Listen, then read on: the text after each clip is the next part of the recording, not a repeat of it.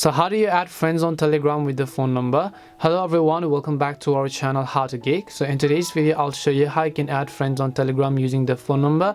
So just make sure to watch the video till the end. So if you have a phone number of a specific person but you want to add them to Telegram, you'll be able to see that if I go to the contact section, I will not be able to go ahead and simply input their number. So first, if you have their number with you, what you want to do is you want to add them as a contact on your own phone. So just go ahead and then open up the contacts application. Make sure to add a contact on your own phone first of all. So I'll just go ahead and then make sure to add them as my contact here.